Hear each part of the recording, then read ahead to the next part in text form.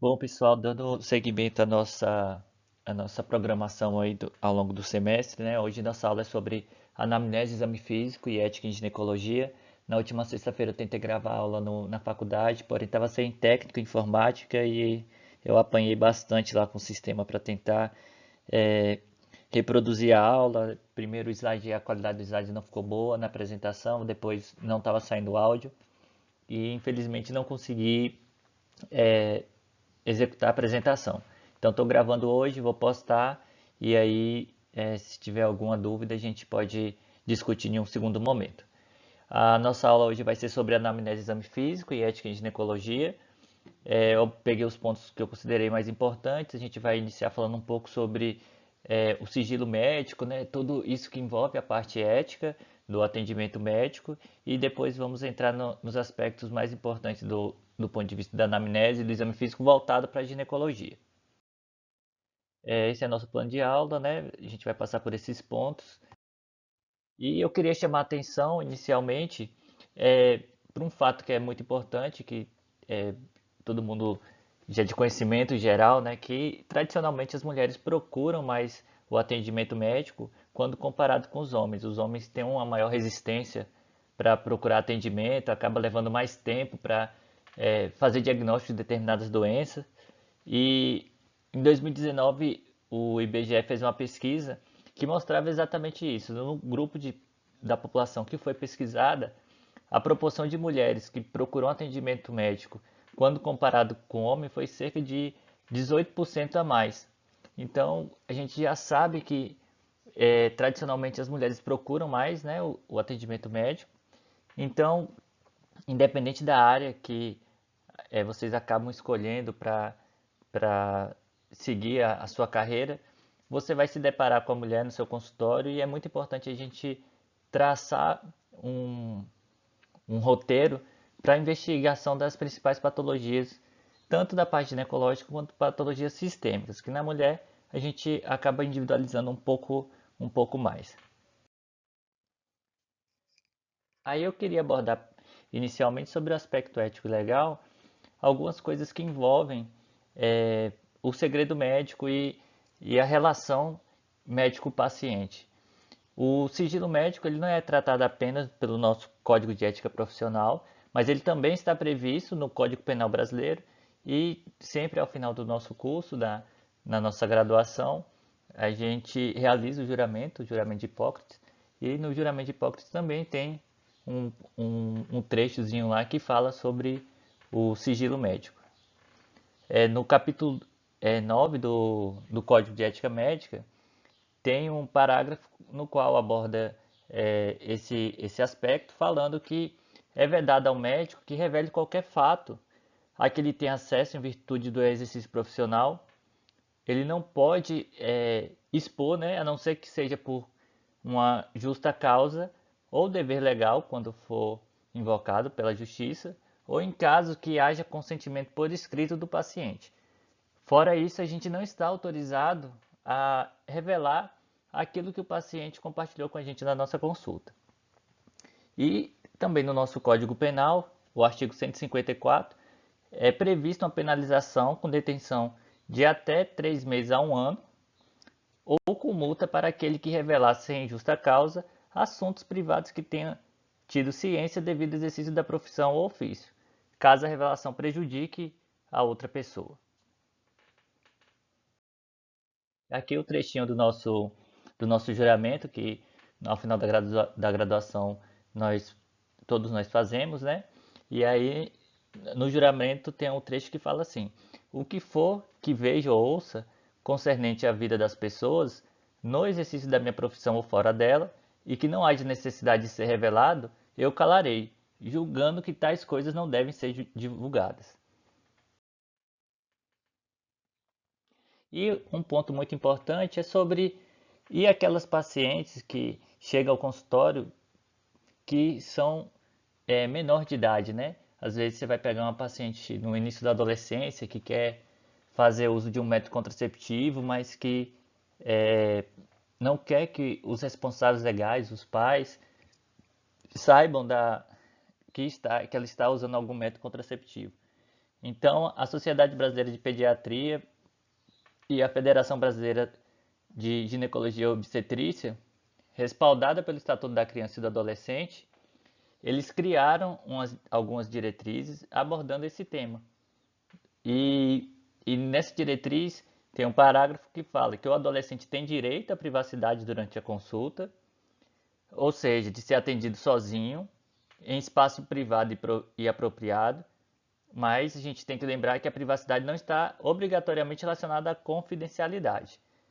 Porém, a confidencialidade ela é definida como um acordo entre o profissional de saúde e o paciente, no qual se estabelece que as informações discutidas durante a entrevista e depois da consulta, ela não pode ser passada para os pais ou responsáveis sem a permissão expressa do adolescente. A confidencialidade apoia-se em regras da bioética médica através dos princípios morais de autonomia.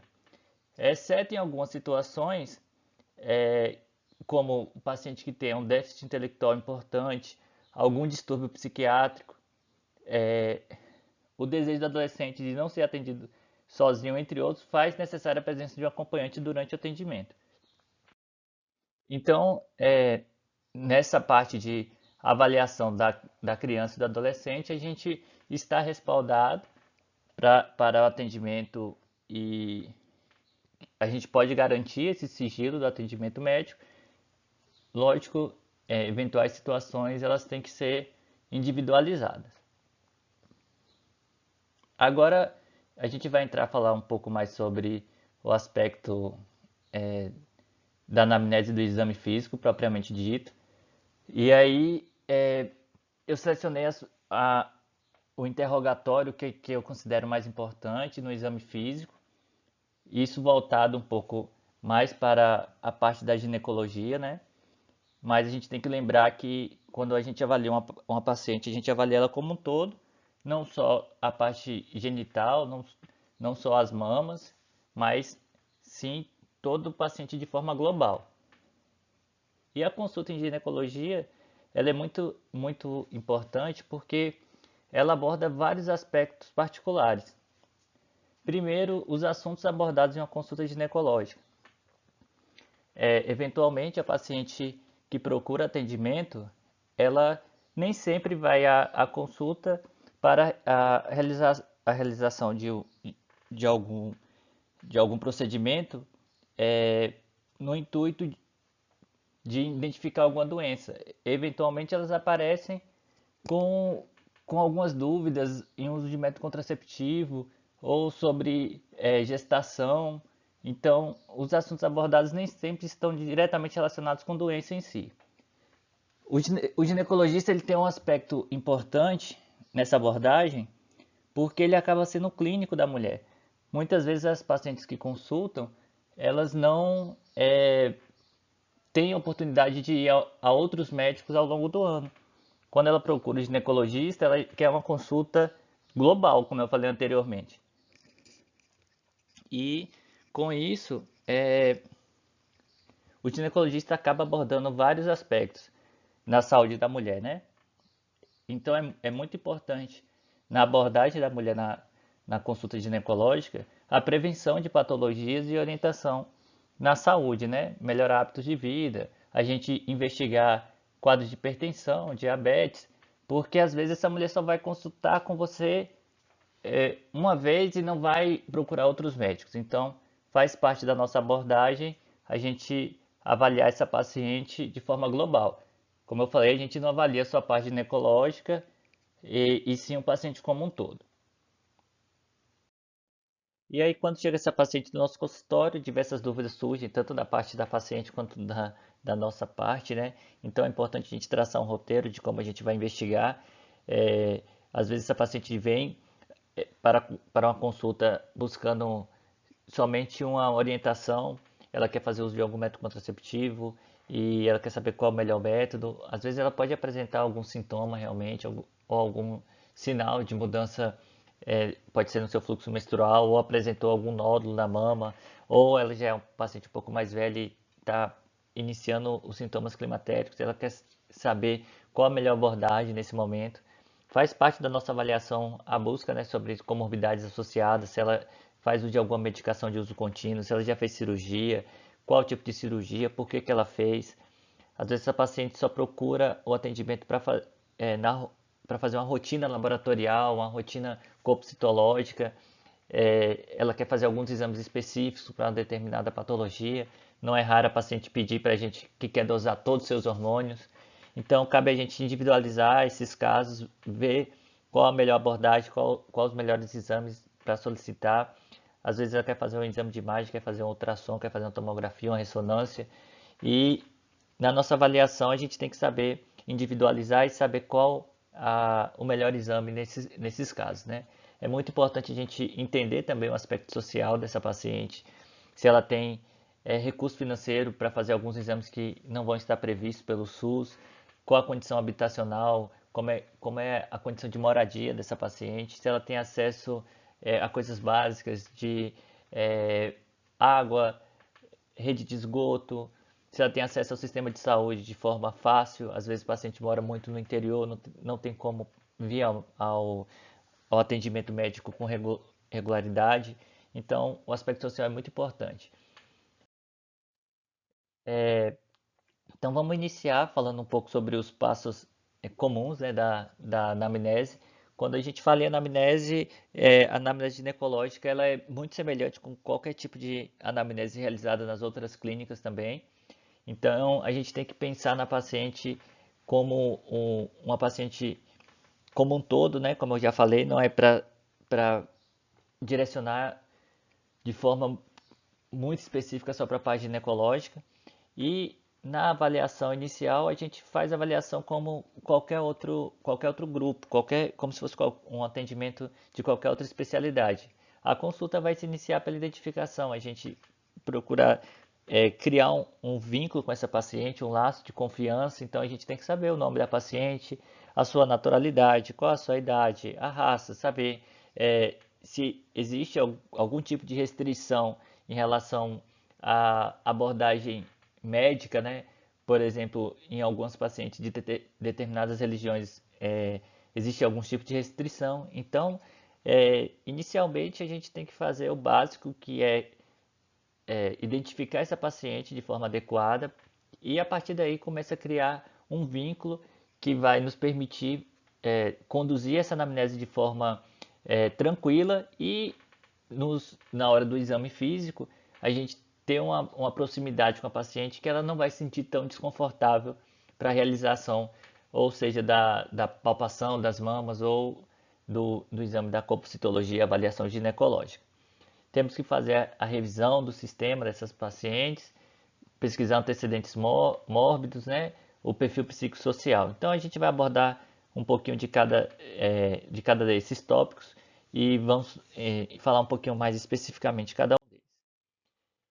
Inicialmente a queixa principal da paciente ele vai ser o nosso fio, né? O fio da meada, onde a gente vai pegar aquela queixa da paciente e desenrolar toda aquela história a partir daquela queixa para a gente conseguir fazer um diagnóstico no final da consulta. Então é muito importante a gente ouvir a paciente, sempre nos colocar na posição de condutor dessa consulta, porque às vezes a paciente chega, começa falando de uma queixa, de outra, daqui a pouco ela citou várias coisas, você não consegue raciocinar mais, saber qual é a queixa principal dessa paciente e nos dificulta na condução da nossa anamnese e também do nosso exame físico. Então a gente tem que saber ouvir as pacientes, mas cabe ao médico conduzir essa consulta de forma adequada e pegar essa queixa, individualizar a queixa principal e desenrolar toda a nossa história. Na avaliação da nossa anamnese, a gente tem que fazer a revisão dos sistemas, né? Investigação das comorbidades, saber se ela é hipertensa ou não, se ela é diabética, se tem hipotiroidismo, se faz uso de alguma medicação, saber como é que está o seu hábito intestinal, se ela tem uma dor pélvica, se essa dor pélvica está relacionada com ato sexual, se ela teve alteração urinária, se, por exemplo, ela está perdendo urina aos pequenos, médios ou grandes esforços, como é que anda seu apetite, se ela teve alteração do sono, se tem alguma queixa relacionada a sintomas climatéricos. Então a gente faz uma revisão do sistema amplo. É muito importante, eu acabo repetindo várias vezes durante a nossa apresentação, que a gente não pode individualizar essa paciente só com pensamento ginecológico, a gente tem que atender ela como um todo. E isso é importante porque esses dados aqui é do DataSUS do ano de 2018 mostrando as principais causas de morte, né, no Brasil. Então, as doenças do aparelho circulatório são as que mais matam, né? Seguida de tumores, doenças do aparelho respiratório, às vezes causas externas, né, de morbidade, acidentes, de morbidade e mortalidade, né, caso de acidentes, é, de circunstâncias ambientais. Então, às vezes a paciente te procura por uma queixa de um corrimento vaginal, mas ela é hipertensa, está mal controlada, não está fazendo tratamento adequado, às vezes ela é diabética e não está fazendo uso de nenhuma medicação, não faz dieta, não faz atividade física, e essas doenças vão acabar trazendo consequências para ela ao longo da vida, mais do que aquele corrimento que ela está tendo naquele momento. Então a nossa avaliação é muito importante, porque é lógico que quando você recebe essa paciente, você não tem a obrigação de tratar todas as patologias que essa paciente tem, mas cabe ao médico assistente poder direcionar para o especialista, orientar essa paciente de forma mais adequada. Então, a avaliação global é muito importante nessa avaliação dos antecedentes mórbidos.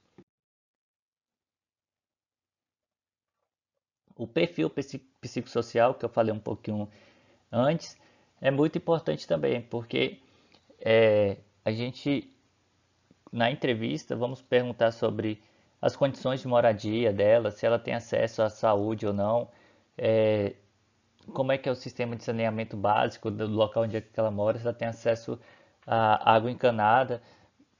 Parece coisas triviais, mas isso faz muita diferença. A gente aqui no Nordeste, né, nossa região, em algumas regiões, o norte de Minas, por exemplo, tem muitas pessoas que moram em condições habitacionais ruins, que às vezes ficam expostos por exemplo, ao barbeiro e acabam desenvolvendo patologia chagásica, né, de, de diversos modos. Então, cabe a gente, através da nossa anamnese, saber as condições que essa paciente mora, que isso pode nos orientar em um determinado diagnóstico. E aí eu vou falar um pouco mais agora sobre os antecedentes gineco-obstétrico, que vai, vai nortear a maior parte da nossa aula, né? Que é o, que é o intuito principal aqui.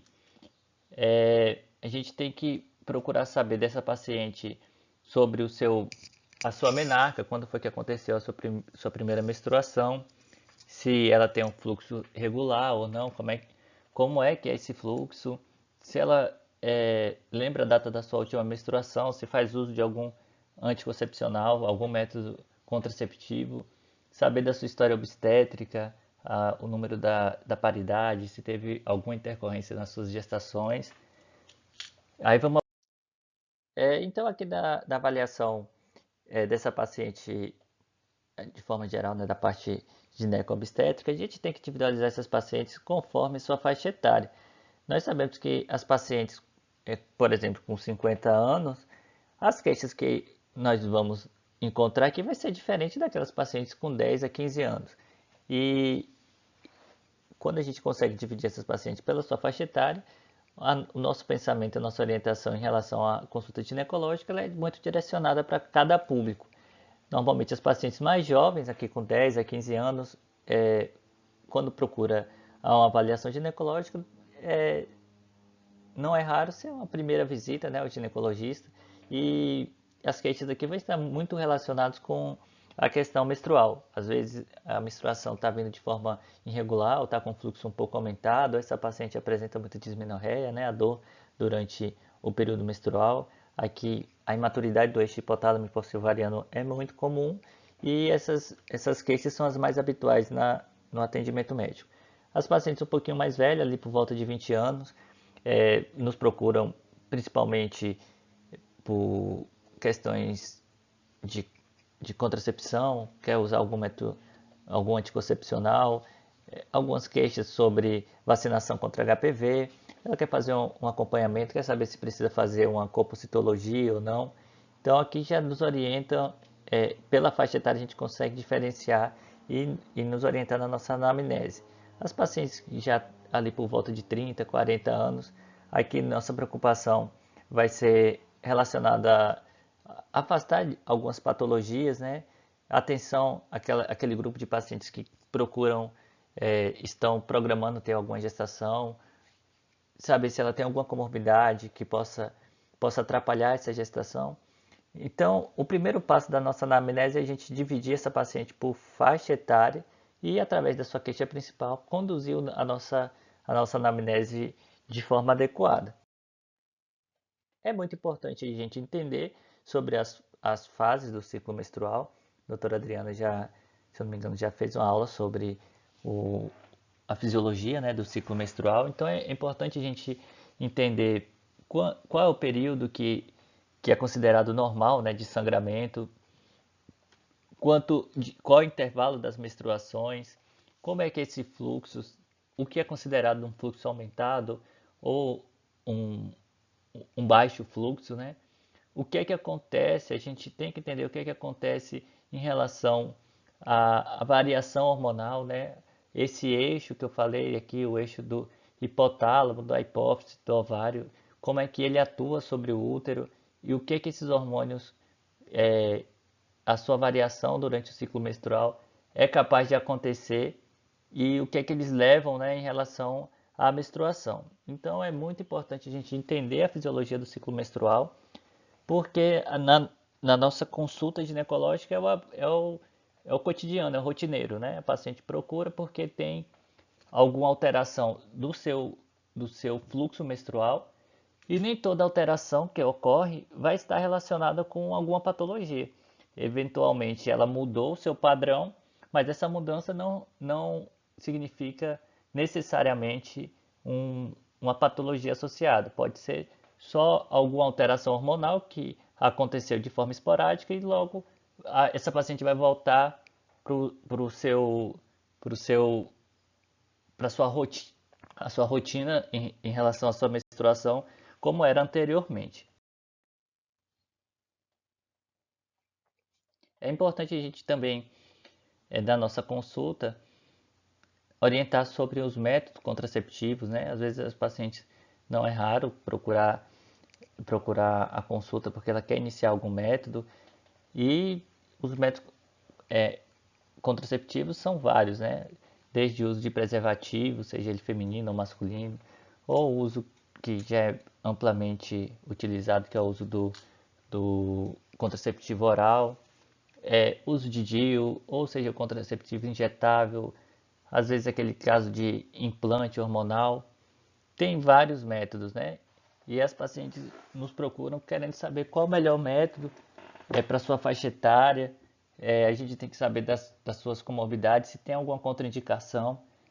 E isso também é muito importante em relação à questão da prevenção de doenças sexualmente transmissíveis, né? Então, faz parte da nossa avaliação e da nossa anamnese a gente investigar se a paciente faz uso de algum método contraceptivo e se ela tem um risco aumentado para desenvolver, né? Se ela está exposta de forma mais ampla para desenvolver alguma doença, como as patologias do trato genital, seja ela causada pelo HPV ou alguma outra IST. Saber se essa paciente já teve gestação, se pretende ter, né, se for o caso, se eventualmente se essa paciente já teve filhos, quantas gestações ela teve, se foi gestação única, se foi gestação gemelar, se teve alguma intercorrência durante o seu período gestacional, se precisou fazer uso de alguma medicação.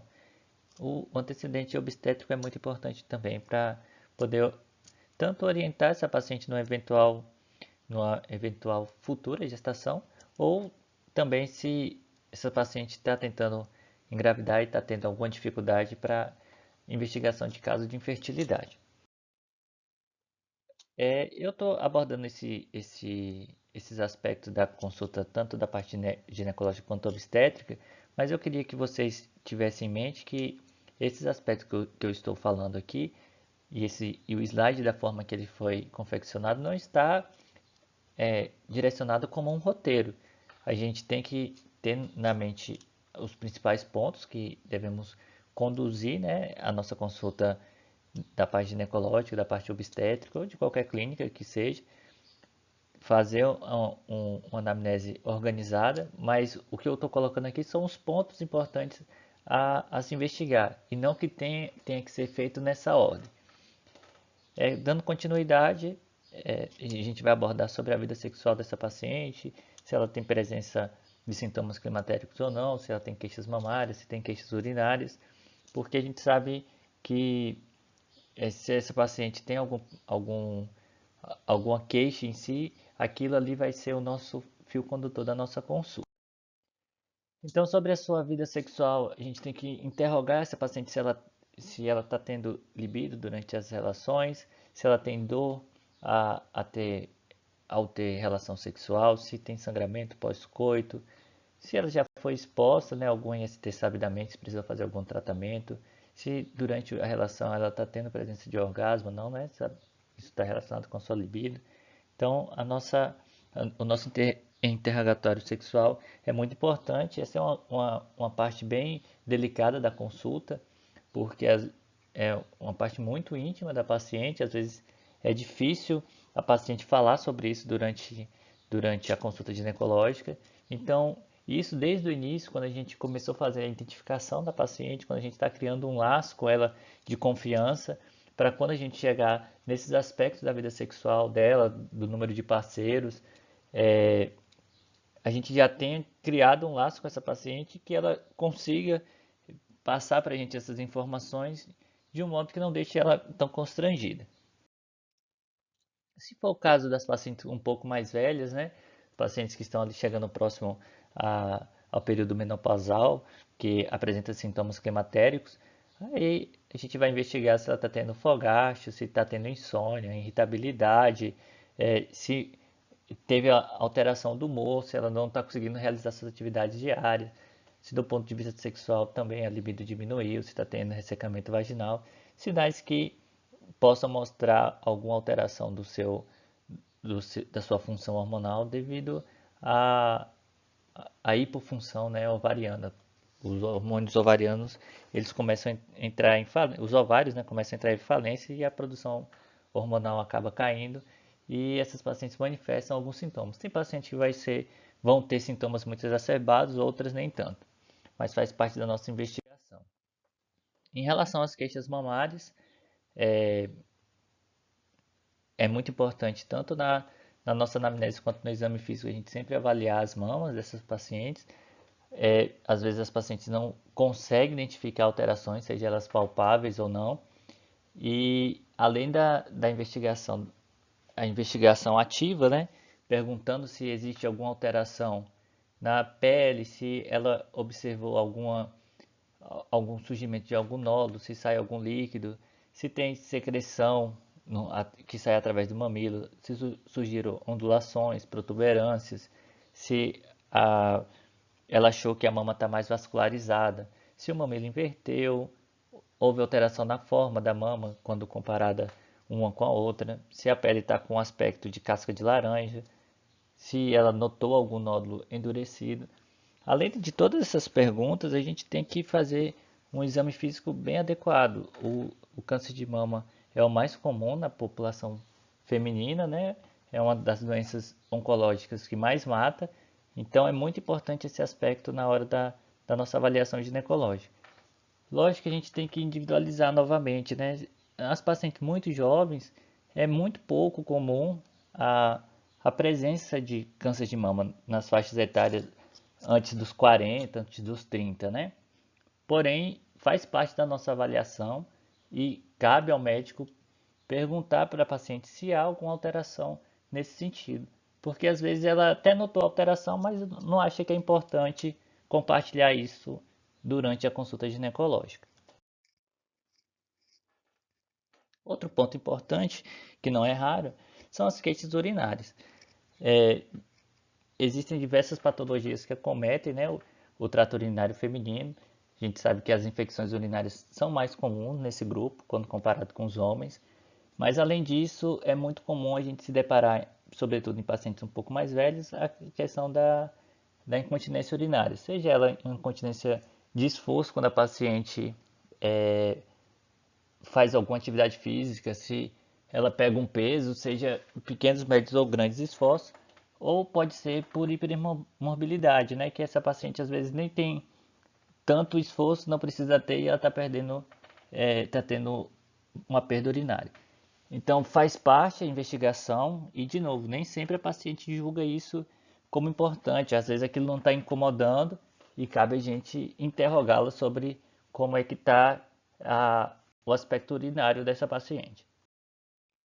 Então, terminando a nossa anamnese, a gente já tem que estar bem direcionado em relação aos principais diagnósticos que a gente pode ter essa paciente, né, sobre a paciente que nos procurou.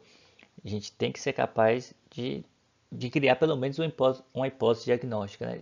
Seja é, paciente com sintomas climatéricos, seja paciente com incontinência urinária ou que tem alguma alteração em relação às mamas. Então, a gente investigou, fez o questionário em relação às suas principais queixas, né? Ou a sua única queixa. E quando a gente for fazer o nosso exame físico, se essa paciente tem uma queixa em relação às mamas, a gente tem que dar ênfase maior ainda à avaliação das mamas. Se ela tem uma queixa em relação à parte genital, a gente tem que, lógico, avaliar tudo, mas quando a gente for fazer nosso exame físico, a gente vai direcionar e dar um foco maior, uma atenção maior para aquela área onde a paciente referiu a sua queixa, né? Mas aqui no exame físico, a gente tem que fazer um exame físico de forma global. O paciente chegou, a gente tem que ver a sua pressão arterial, ver sua frequência cardíaca.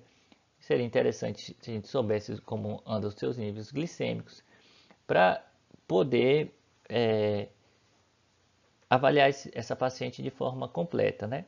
Então a gente faz uma avaliação global, aquela triagem que todo paciente deve fazer, e depois a gente vai para a avaliação mais específica, avaliar mamas, abdômen e também a parte da genitália. Então aqui a gente vai fazer os sinais vitais dessa paciente, ver pressão, frequência cardíaca, vamos ver o seu peso, a sua altura, fazer o seu IMC, ver se essa paciente está com baixo peso, se ela está com sobrepeso ou obesidade, avaliar suas mucosas, se ela tem presença de icterícia, se ela está hipocorada, se está normocorada. Tudo isso faz parte da avaliação de forma global e isso vai nos orientar. Às vezes a paciente tem uma queixa de um nódulo na mama, mas você examina, ela está com a icterícia e no seu exame físico você não identifica nódulo, era um tecido glandular. Então tem que chamar a atenção a icterícia que a paciente tem para fazer uma investigação adicional para saber se ela tem alguma comorbidade que não foi diagnosticada ainda. Um ponto importante nessa avaliação global, coloquei essa representação aqui dessa figurinha. Às vezes a paciente entra no consultório, só da gente olhar para o perfil da paciente, a gente já consegue ter bastante informação e predizer, imaginar um diagnóstico provável, né, dessa paciente. Às vezes uma paciente com sobrepeso, você olha para ela, ela tem sinais de acantose nigricans, ela durante a sua anamnese vai queixar sobre alteração do seu fluxo menstrual, às vezes ela está em amenorreia ou está menstruando com intervalos mais longos, né? Só pelo esse perfil dessa paciente a gente consegue predizer que ela pode ter uma síndrome dos ovários policísticos, no caso, né? Existem alguns critérios que são os critérios de Rotterdam, que hoje são os mais usados, né? Que a paciente com síndrome do ovário policístico, ela é caracterizada com óligo ou anovulação, sinais clínicos e laboratoriais de hiperandrogenismo. E também presença de ovário policístico à ultrassonografia. Então, se a paciente tiver 2 desses 3 critérios, a gente já consegue fechar um diagnóstico. E às vezes só de olhar para a paciente você já consegue predizer, né? Olha, esse paciente tem um perfil, um paciente com perfil de ovário policístico. E aí na sua anamnese e quando você vai fazer o exame físico, você consegue encontrar tanto sinal de óleo, anovulação, pelas queixas da paciente, pela sua descrição em relação ao seu fluxo menstrual e também é, sinais clínicos, né, de hiperandrogenismo. Sem ultrassom você já consegue fazer o diagnóstico dessa paciente. Então, o exame físico, uma anamnese adequada, por vezes vai te adiantar, você vai conseguir fazer um diagnóstico e vai precisar de exames adicionais para confirmar determinadas patologias. Então, é muito importante a gente poder direcionar a nossa anamnese e fazer de forma adequada o nosso exame físico, porque a gente acaba antecipando diagnóstico e tratando a paciente mais precoce. E aqui a gente começa o nosso exame físico direcionado para a parte ginecológica. É, eu sempre oriento durante o ambulatório, a gente quando vai avaliar as pacientes, o ideal é que a gente faça ela de forma crânio-caudal. A gente começa avaliando as mucosas, palpa a cadeia cervical, depois a gente vai fazer palpação da cadeia supra-infraclavicular, palpação das cadeias linfonodais axilares, para depois palpar as mamas, abdômen e fazer o exame ginecológico.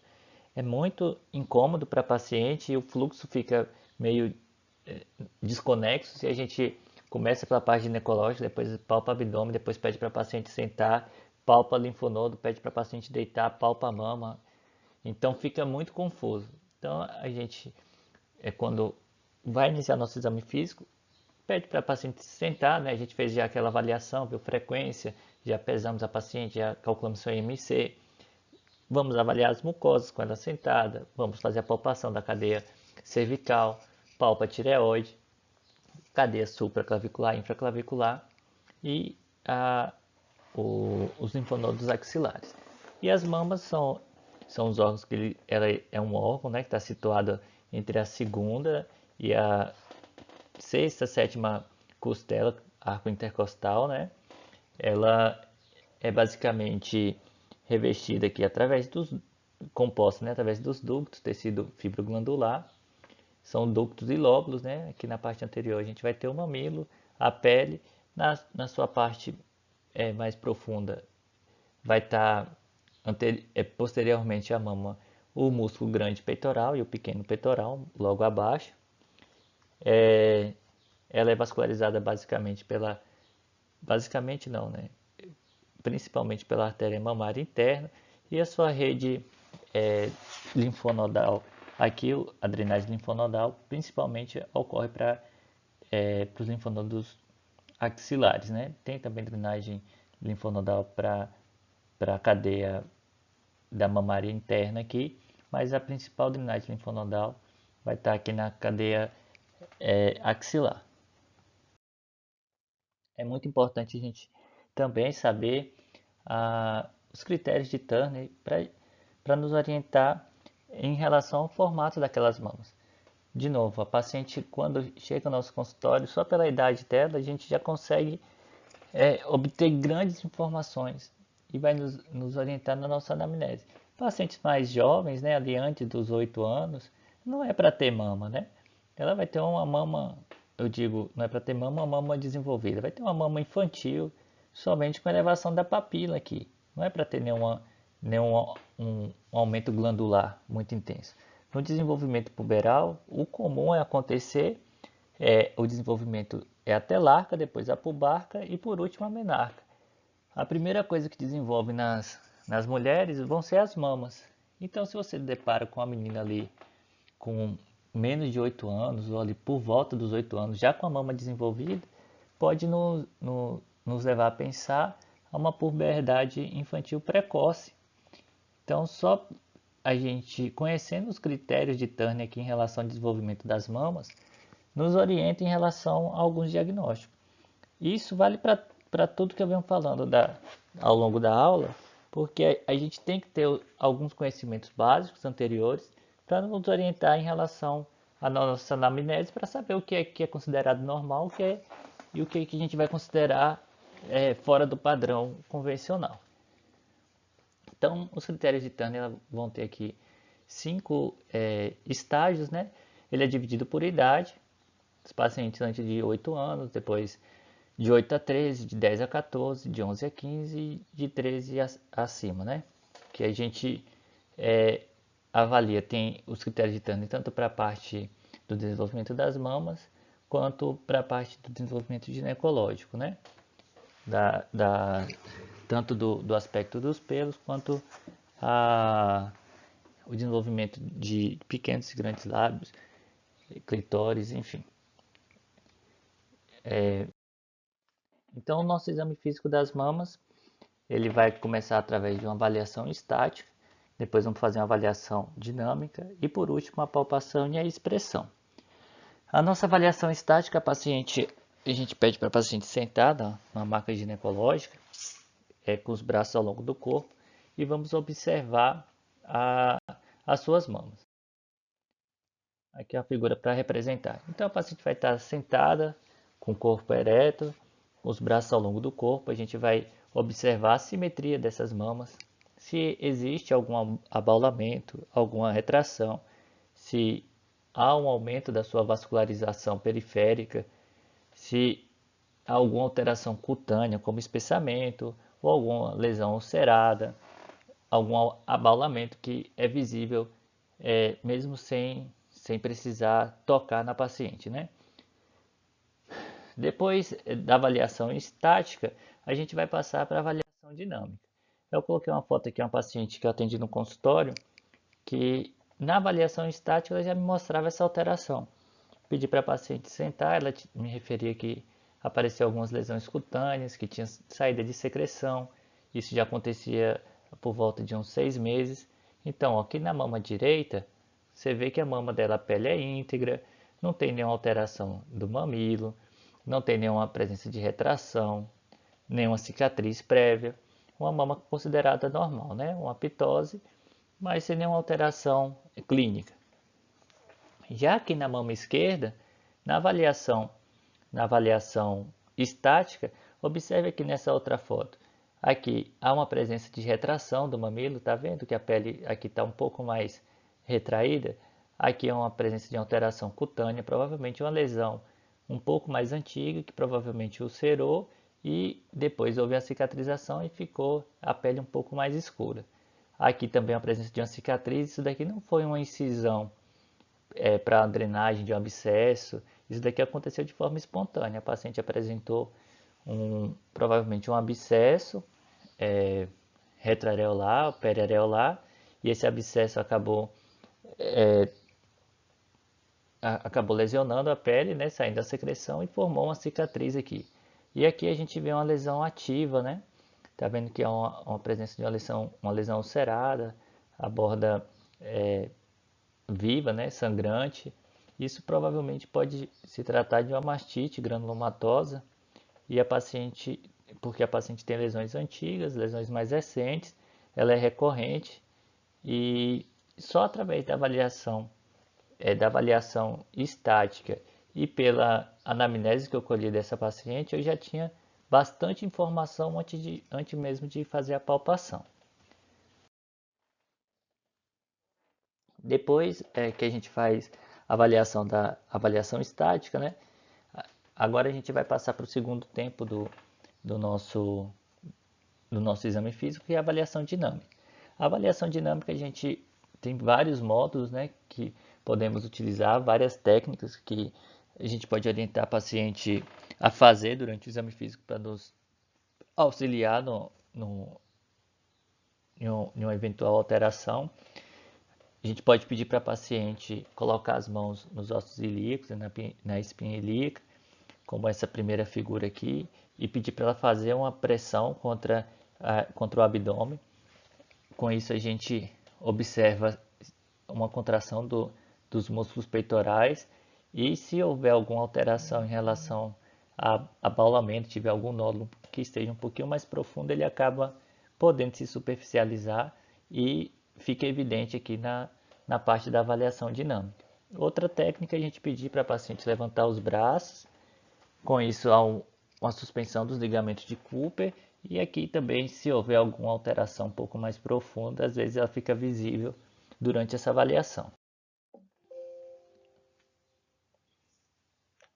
Aqui outra paciente que eu atendi no ambulatório, eu não sei se vocês vão conseguir observar aí através do slide, na mama esquerda dela aqui existe um abaulamento.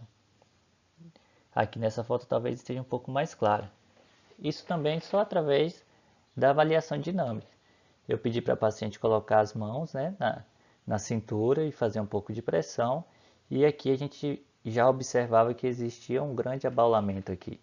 Se observa essa mama sem nenhuma alteração, olha como tem uma parte de assimetria nessa outra mama.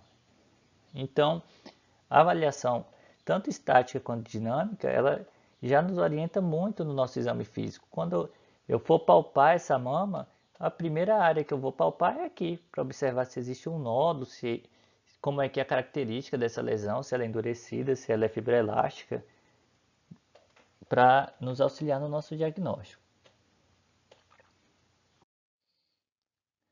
Após a avaliação estática, o primeiro tempo da avaliação dinâmica, a gente vai iniciar a nossa palpação. A nossa palpação começa através da avaliação dos linfonodos cervicais e dos linfonodos da cadeia linfonodal supra e infraclavicular. A paciente ainda sentada, a gente pode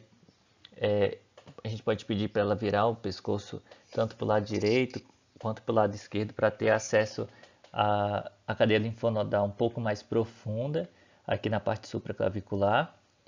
E depois a gente vai palpar a região axilar.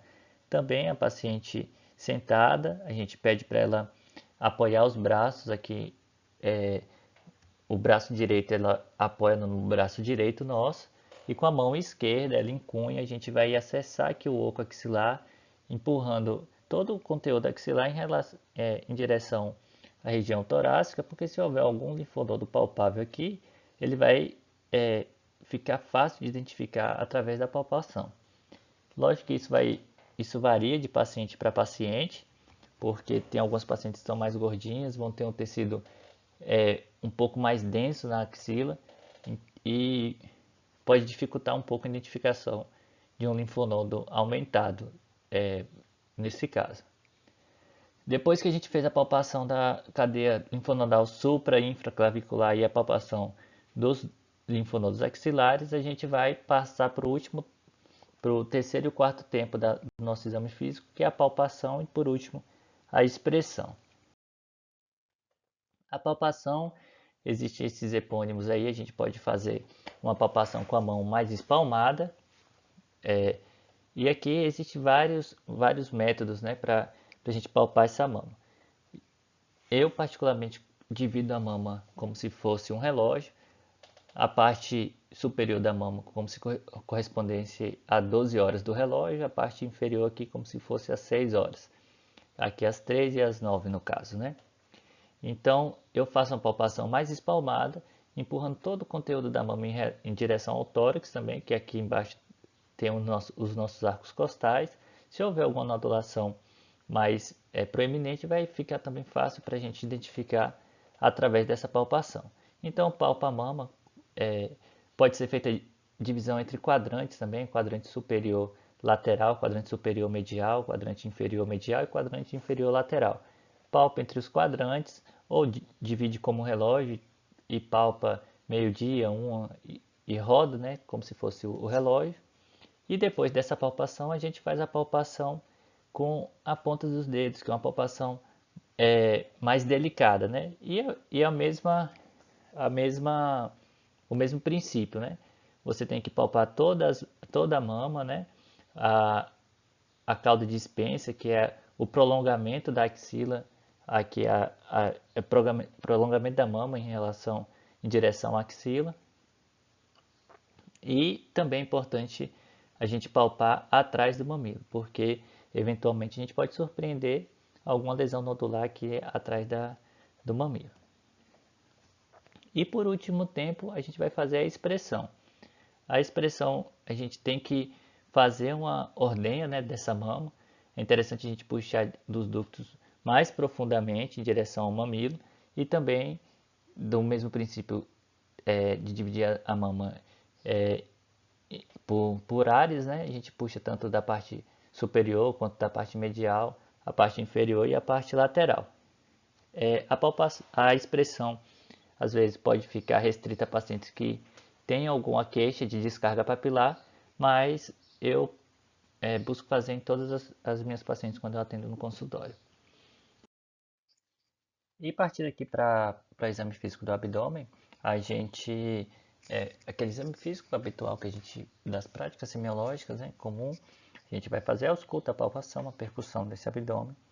A gente inicia sempre com a ausculta, porque quando a gente começa com a palpação, a gente pode estimular e aumentar os ruídos hidraéreos, então a gente ausculta primeiro, depois palpa, e por último a gente percute para observar se há hipertimpanismo, se tem alguma alteração em relação a visceromegalias. Lembre-se da avaliação global, sempre eu vou enfatizar esse ponto, se ela tem um aumento hepático, aumento esplênico, paciente com doença miomatosa às vezes vai apresentar um útero muito aumentado, que ele vai ser palpável ao exame físico. Da parte ginecológica, a gente tem que se atentar a esse aspecto. Se há um aumento uterino, onde o útero ele pode ser palpável, se há uma alteração em região de anexo. Se você pode sentir uma lesão ovariana, uni ou bilateral. Isso, numa paciente que não tem nenhuma comorbidade, é bem difícil de ser evidenciado, tanto o anexo quanto o útero.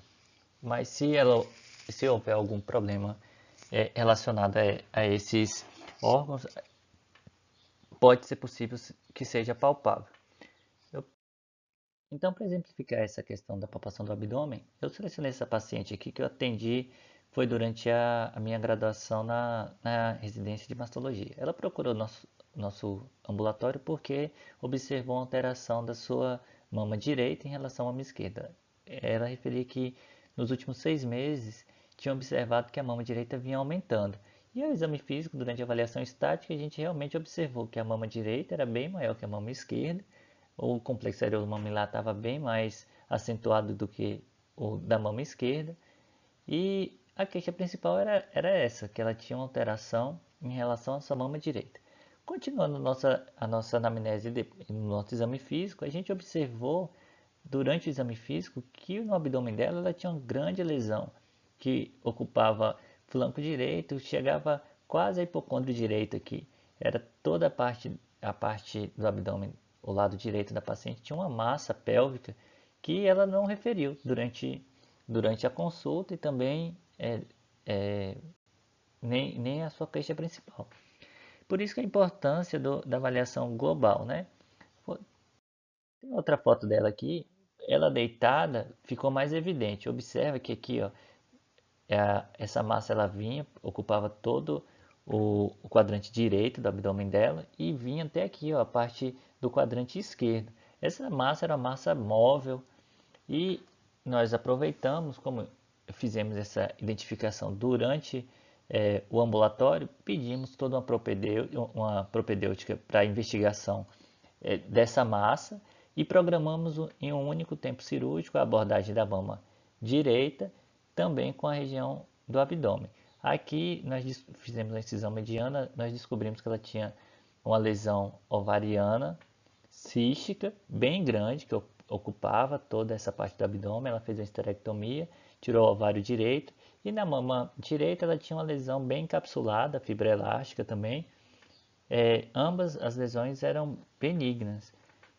Por isso a importância, quando a gente avalia a paciente, avaliar ela como um todo, porque você pode encontrar alterações que às vezes a paciente não vai nem referir e, eventualmente, essa alteração pode trazer mais complicações de morbidade e mortalidade para ela do que a alteração pelo qual ela te procurou.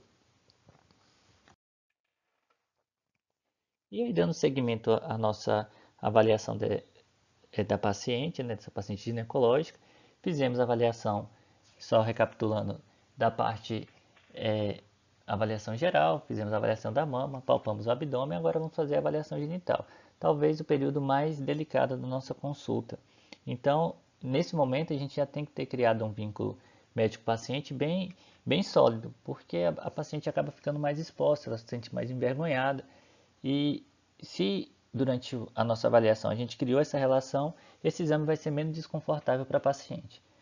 A nossa avaliação ela começa com o posicionamento da paciente. Ela vai ficar deitada no decúbito dorsal, a gente pede para ela apoiar os pés em um suporte. Às vezes ela pode apoiar os pés, às vezes apoia aqui a parte do joelho, né? E a gente começa a nossa avaliação através de uma avaliação estática, assim como a gente fez na mama anteriormente. A gente vai fazer aqui, a gente vai observar primeiro. Vamos observar como é a pilificação dessa paciente, observar o monte de vênus, os grandes, os pequenos lábios, se tem alguma lesão ulcerada ou não, essa paciente, se essa paciente tem alguma leucorreia que está exteriorizando através da vagina, observar a região de períneo, ânus, buscar se tem alguma alteração em relação a plicoma, hemorroida, se o períneo dela está íntegro. Enfim, essa avaliação ampla da parte genital antes de fazer a inspeção dinâmica, né? Que aí a gente tem que avaliar entre os pequenos e os grandes lábios, a implantação do clitóris, observar a uretra, se as glândulas de Skinner de Bartholin estão palpáveis, se elas são dolorosas ou não, como é que é a vagina dessa paciente em relação à lubrificação, à rugosidade, à cor. É uma avaliação bem detalhada de toda essa parte genital. Aqui também os mesmos princípios que utilizamos para as mamas, né, os critérios de Turner, a gente vai utilizar aqui para a parte da genitália. Também existe a classificação de Turner, são 5 estágios, também vai ser dividida devido pela faixa etária das pacientes, e a gente observa que essa classificação está relacionada com o desenvolvimento dos pelos pubianos, né? Onde as meninas mais jovens, na fase de pré-adolescência, não vai ter pelugem nenhuma, e com o passar do tempo, esse tipo de pilificação ela vai mudando, né? Então é importante a gente saber essa questão da pilificação e desse estágio de Turner para, no exame físico, durante a avaliação ginecológica, saber se aquela paciente encontra-se com a pilificação normal, porque existem algumas síndromes, até daquela primeira aula que eu falei na embriologia, que pode estar relacionado com alteração da pilificação dessa paciente. Aqui só reforçando o que eu já falei um pouco anteriormente. Então, na nossa avaliação estática, vamos buscar aqui alteração em relação aos grandes e os pequenos lábios, ver a questão do ímã, se o ímã é íntegro ou não, como é que é a apresentação desse introito vaginal, se a uretra está norma implantada, como é a sua abertura, se o clitóris também ele é norma implantado, se ele é hipo ou hiperdesenvolvido, avaliação do períneo, da abertura da vagina, do ânus, se há alguma alteração em relação à questão de plicomas, hemorroidas, todos aqueles aspectos que eu falei. Isso daqui a gente faz durante a avaliação estática, só de observar a vulva da paciente, a gente já consegue identificar algumas alterações. É importante a gente também afastar aqui a abertura entre os pequenos e os grandes lábios, porque eventualmente podemos descobrir algumas lesões aqui, alguma presença de úlcera ou lesão relacionada a líquen. Isso já vai partir para a avaliação dinâmica do atendimento ginecológico. Eu peguei aqui uma figura, aqui para exemplificar a avaliação estática do exame físico. Essa é uma paciente que foi do ambulatório enquanto eu estava na residência de ginecologia. Ela apresentou essas lesões verrucosas na região da face anterior da coxa, né, da raiz da coxa, e também na região da vulva. Dentro da vagina não tinha nenhuma lesão semelhante, era só mais no monte de vendas na região da raiz da coxa. A gente até publicou o caso clínico dela, esse tumor de Busch-Lowenstein, está relacionado com infecção pelo HPV, sobretudo o 6 e o 11. A gente tratou com o Imicmode, ela era uma medicação que não é tão barata, é imunomodulador, paciente que não tinha tantas condições, ela tinha uma questão psiquiátrica associada, então a gente observava que tinha uma melhora, uma remissão quando ela usava de forma adequada o tratamento, mas quando ela deixava ou falhava, as lesões voltavam a recidivar. Mas no fim a gente conseguiu tratar essa paciente de forma bem adequada. Após a avaliação da parte genital externa, a gente vai fazer a avaliação da parte genital interna. Vamos observar como é que está a parede vaginal. Basicamente, a gente vai utilizar para essa avaliação o espéculo, fazer o exame especular, e naquelas pacientes que houver indicação para a coleta da colpocitologia, a gente vai utilizar a espátula de Aires e a escova de bucho ou endocervical. Eu vou falar um pouco mais à frente como é que deve ser feita essa coleta de forma adequada, mas eu já vou enfatizar alguns pontos aqui. É importante a gente identificar a lâmina no qual a gente vai enviar o material da colpocitologia. Essa identificação a gente vai utilizar duas formas. Vamos identificar o potinho onde vai ser armazenada a lâmina e na lâmina também. Aqui na lâmina a gente vai colocar as iniciais da paciente. Ela tem uma parte fosca e uma parte mais livre, né? Nessa parte fosca a gente vai escrever as iniciais da paciente e a data do nascimento dela. Aqui é onde vai o material coletado. E no potinho a gente vai colocar uma marcação com o nome da paciente completo, a data de nascimento e a data da coleta. É muito importante a gente identificar, porque quando essas lâminas vão para o laboratório, o patologista coloca diversas lâminas sobre a bancada. Se não houver identificação, ele não vai saber de quem é, porque ele tira dos potinhos e coloca essas lâminas um lado do outro para otimizar o tempo, né, para a coleta. Então, na coleta a gente vai usar a espátula de Aires. A espátula de Aires é para a coleta do material da ectocervice, e a escovinha de Bush a gente vai fazer a coleta do material da endocervice. Então, vamos posicionar a paciente de forma adequada, como eu falei anteriormente, ela apoiada nas perneiras, deixar ela, quando a gente não estiver examinando as mamas, nem o abdômen, deixar a paciente vestida, né, sempre coberta as partes onde a gente não está examinando, ela na posição mais adequada possível, sempre orientar o que a gente está fazendo. Olha, eu estou examinando a sua vulva, agora eu vou introduzir o espéculo, eu vou precisar fazer um toque. Então, a gente sempre tem que dialogar durante o nosso exame físico para a paciente. Você está examinando uma parte muito íntima, né? Então, a paciente tem que se sentir confortável e tem que estar ciente do que está acontecendo durante a sua avaliação. Então, aqui para exemplificar a nossa coleta, aqui, se vocês observarem, o espéculo vaginal está aqui na parede, né? Na parede anterior e na parede posterior da vagina.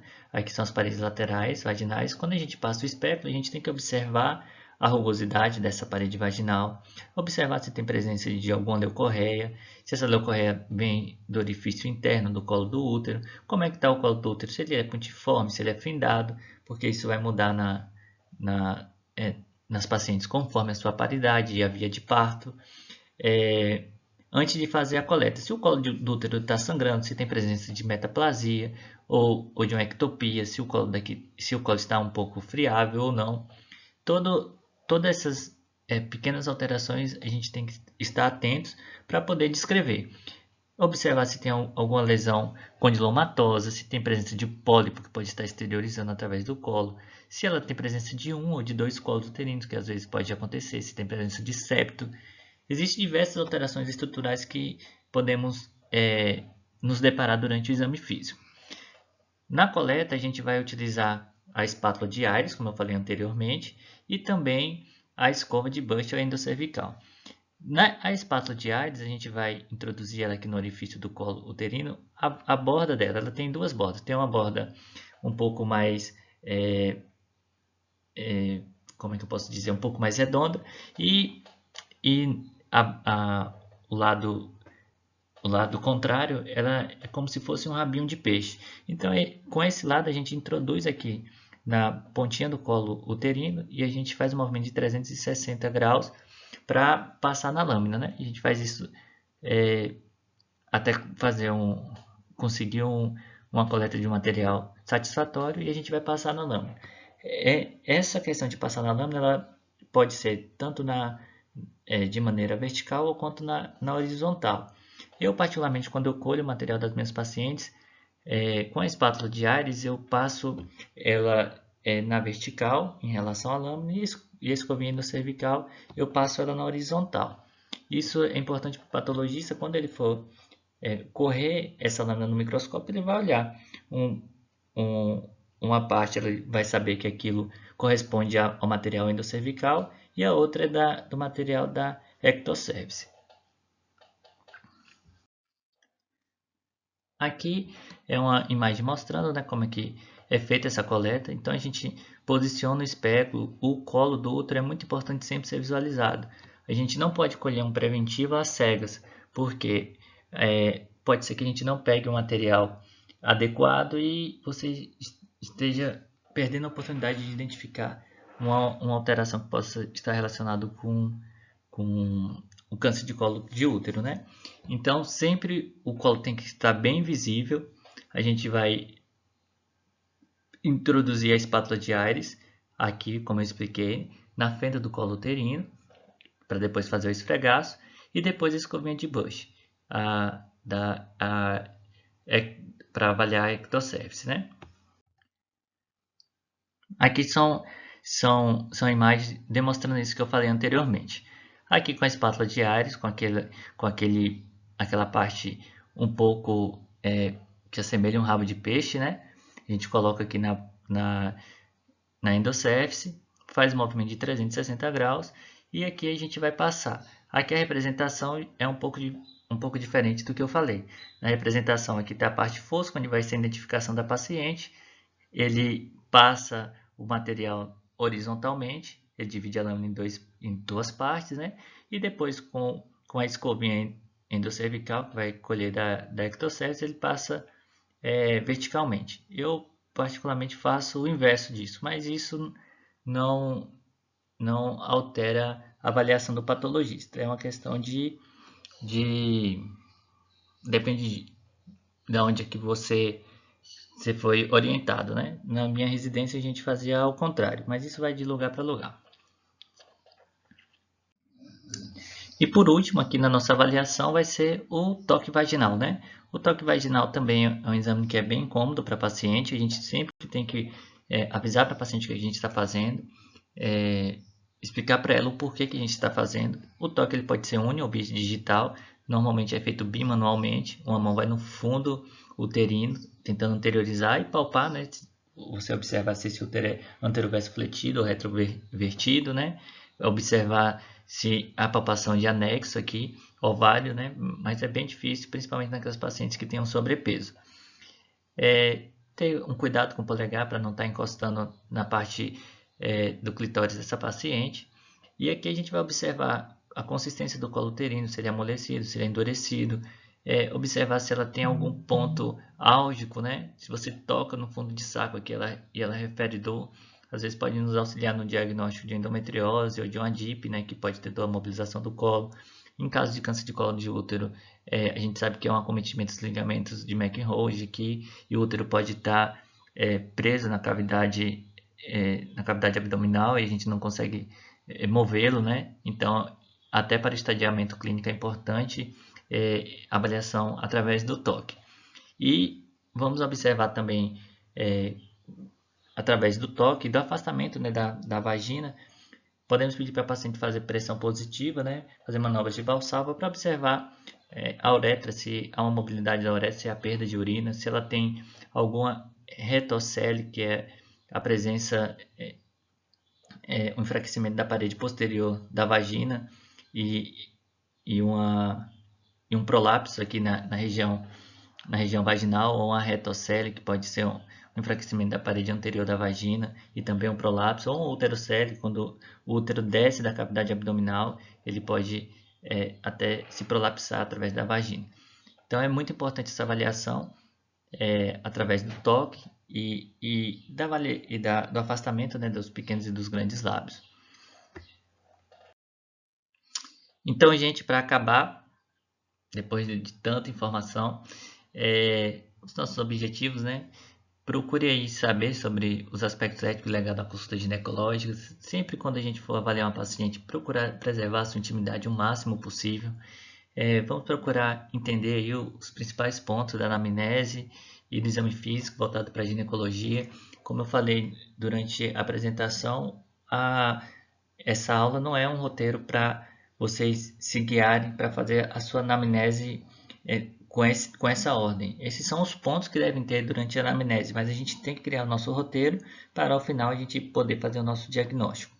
Eu espero que possa ter esclarecido eventuais dúvidas. Se surgirem alguma por conta da apresentação, a gente pode discutir em um segundo momento. Qualquer coisa vocês me mandem uma mensagem. Tá joia? Então, fique com Deus e até a próxima aula.